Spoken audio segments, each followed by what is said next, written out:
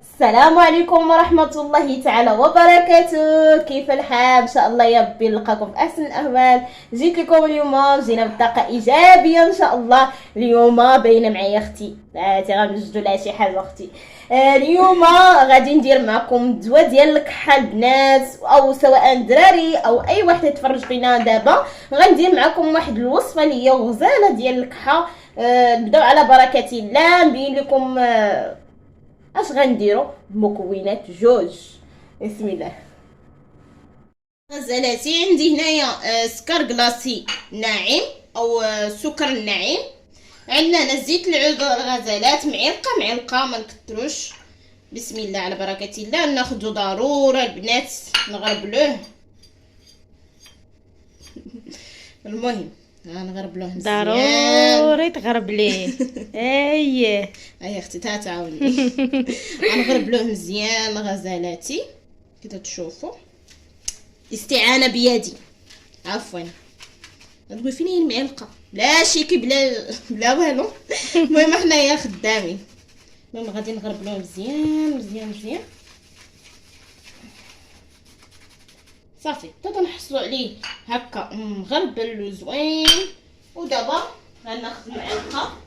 ضروري يا البنات خاصكم تجربوه، راه زوين زوين زوين زوين وسعيده ديالي.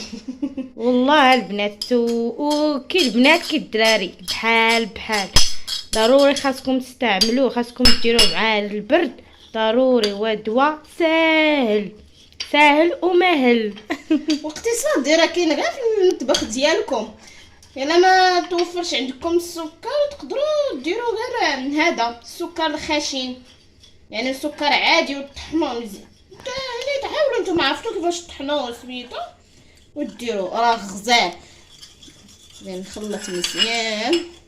وزيت العود البنات راه زيت الزيتون بلديه وزوينه. وانتوما غزالاتي ما تنحصلوا عليه لهذا الشكل.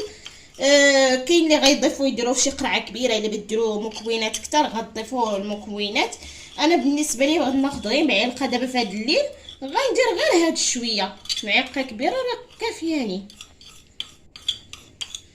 صافي. تنحصل عليه لهكا وبصحه والراحه ان شاء الله الى اعجابكم.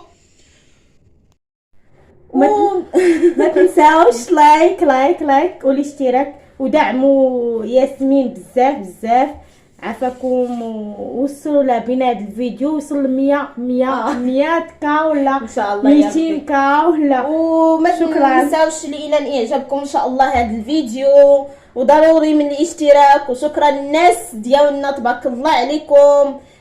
تساعدونا سمحليا وتنشكر الناس بزاف على دوك الكومونتيرات اللي تتصيفطوا لياسمين بزاف تتفرحوها وتتفرحونا حتى حنايا. الله يجزيكم بخير وشكرا بزاف. والى اللقاء في فيديو جاي ان شاء الله.